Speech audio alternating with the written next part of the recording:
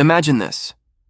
The sky darkens, the ocean rises, and the air itself begins to scream. You're standing on a beach, watching clouds swirl into a monstrous wall of chaos. The water beneath your feet begins to pull away, dragged into something much larger. In the distance, you hear a low roar like a freight train mixed with thunder. That's not just a storm. That's a typhoon being born. And when the Philippines named one of these monsters Typhoon Ragasa, a word that means sweeping or rushing, they weren't exaggerating. Because once a typhoon forms, it doesn't just bring rain. It brings destruction, flooding, and death, sometimes within hours. But how exactly does a typhoon like Ragasa come alive? Why is it so dangerous? And most importantly, how can you spot the early signs before it's too late?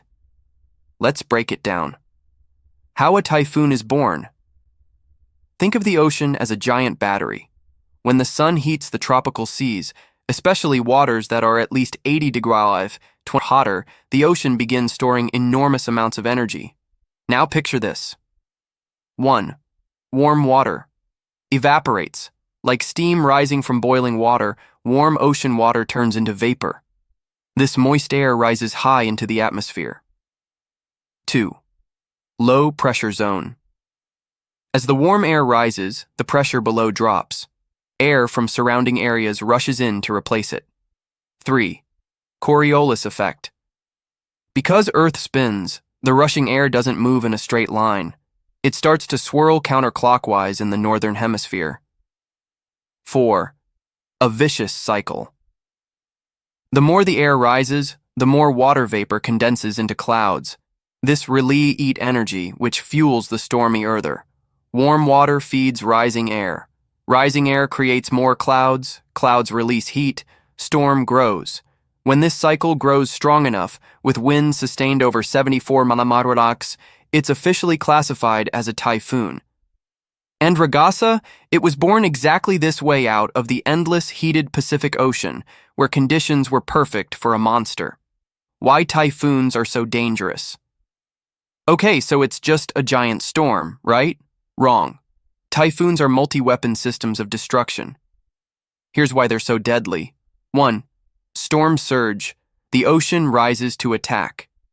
Imagine the sea itself standing up and rushing inland. That's what a storm CE is. When Ragasa formed, its winds spew massive amounts of ocean water toward land. Entire villages can be wiped out in minutes. Not from rain, but from the wall of seawater that crashes ashore. 2. Extreme rainfall. Floods from above. Typhoons can dump feet of rain in just days. Streets become rivers. Hillsides collapse in landslides. Cities drown. The scariest part? Many victims die not from wind, but from flash floods in places that thought they were safe. 3. Violent winds. The invisible blades. Picture winds so strong they rip roofs from houses, snap power lines, and turn tree branches into flying knives. Ragasa's winds could easily destroy fragile homes and even topple concrete walls. 4. Infrastructure collapse. No power, no clean water, no food deliveries. When a typhoon hits, entire communities can be cut off for weeks. Hospitals fill with the injured. Roads vanish. Evil itself becomes a nightmare. Psychological terror. Even if you survive the physical damage, the sound alone is unforgettable. The wind howls like a beast. The rain slams against windows like claws, and the darkness feels endless. Survivors often say the scariest part is not knowing when or if the storm will ever end.